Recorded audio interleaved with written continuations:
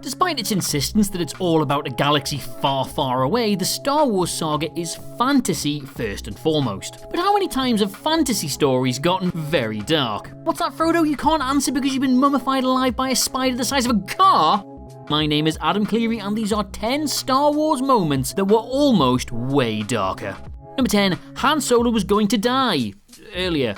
Harrison Ford does not like Star Wars. That always feels like a new fact, but it's been true since pretty much forever, which is why the studio had no idea if he would actually return for Return of the Jedi. That, and he hadn't signed on for a third film like Mark Hamill and Carrie Fisher, hence the Carbonite. Eventually, after considerable wrangling, he did agree to another appearance. But this led to several ideas being thrown around about his death so that this would never be a problem again. The plan at one point was to kill him early in the final act of the film as a big gesture of self-sacrifice. However, George Lucas, undisputed Hobbit king of merchandise, vetoed this as he knew fine well that it didn't matter if Ford was miserable, kids would still want Han Solo toys if he survived the movie. Number 9, Luke blames himself for Han's death.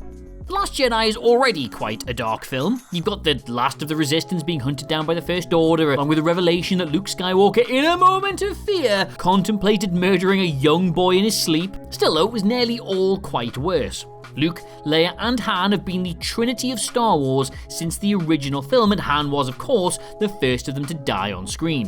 Although it was Kylo Ren who actually swung the lightsaber that ended Han's life, did he swing it? You don't really see. More like a pointy jab, isn't it? Either way, Luke was the man who trained him to do that, so naturally felt responsible.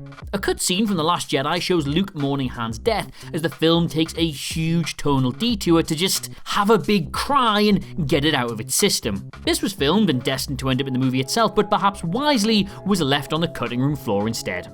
Number 8, Luke was to become Vader. One of the strangest scenes in The Empire Strikes Back has Luke Skywalker sort of facing off against Darth Vader. During his training with Yoda, he enters a cave that sees him come face to face, again, sort of, with an apparition of the Sith Lord.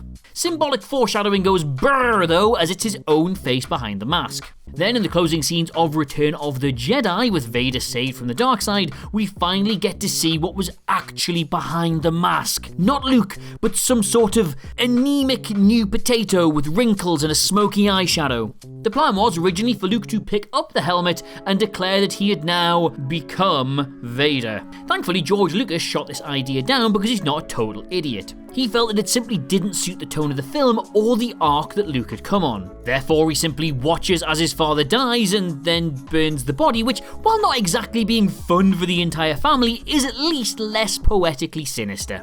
Number 7, Luke's severed hand with a life of its own. In the climax of The Empire Strikes Back, in the moment before that big reveal, Darth Vader slices off Luke's right hand during their lightsaber duel. Also, I cannot believe I've just self-censored over a 41-year-old spoiler. Now, while this does all set the scene to Rey coming into possession of Luke's lightsaber, it also required Luke to receive a mechanical hand. However, in The Return of the Jedi, there was a scene proposed at the storyboard stage that would have seen Luke losing his hand again. This time, it wouldn't simply flop onto the deck of Jabba's sail barge, or worse, go tumbling into the yawning maw of the Sarlacc. Instead, it was storyboarded to flip over and start to run towards Luke's dropped lightsaber. Yes, exactly like Thing from the Addams Family. Although Star Wars was quite experienced in dismemberment at this point, this was deemed a little too close towards actual body horror and eventually got scrapped. But hey, if this is very much your bag, did you ever wonder why in the more recent movies Luke's hand is entirely mechanical? It's because the flesh rotted off, which is as gross as you're imagining, so there you go. Number 6, Anakin kills Shaak Ti. This is a kind of convoluted deleted concept from Revenge of the Sith that then became canon a little later on thanks to the Clone Wars.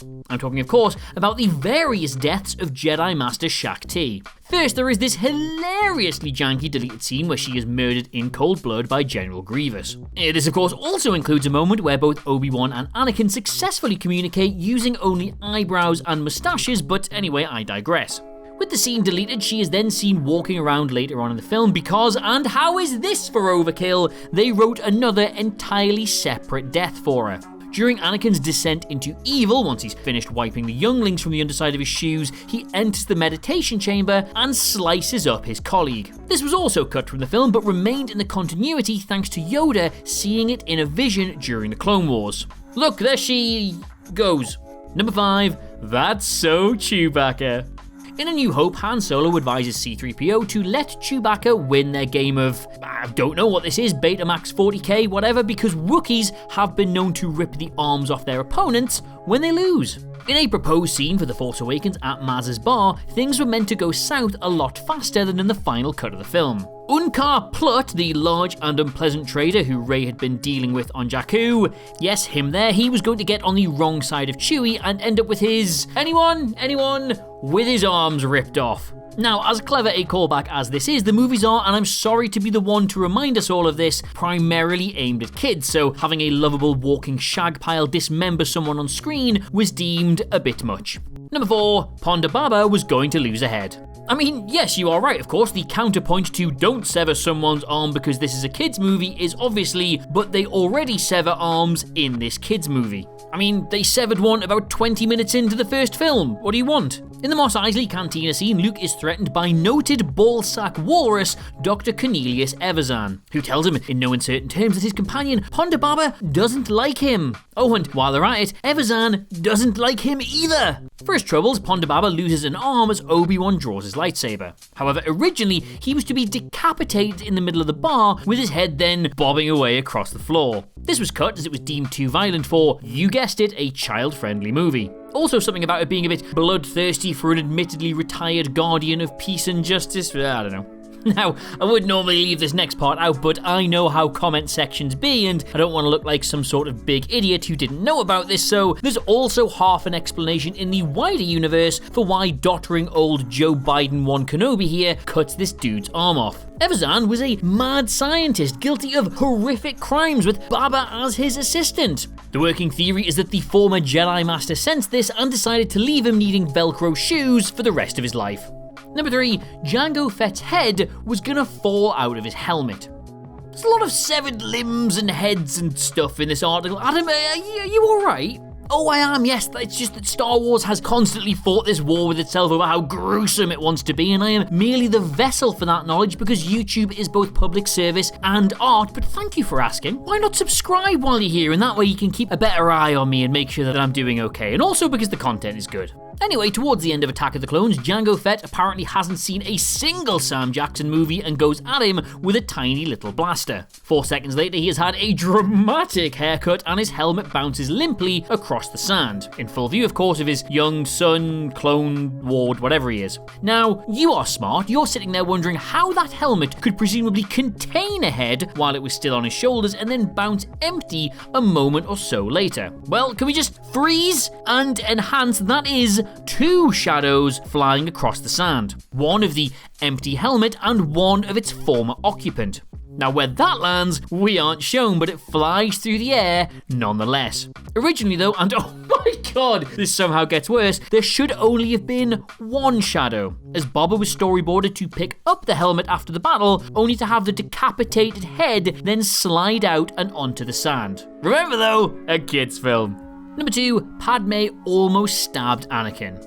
Right, look, we need to talk about this. Padme is the toughest, strongest character in Star Wars. TikTok user Shaylo Ren did the maths on this, and in Attack of the Clones, when she jumps off that pole onto this creature thing, she takes 44,000 newtons of force squarely onto her vagina. You need 4,000 to break the strongest bone in your body.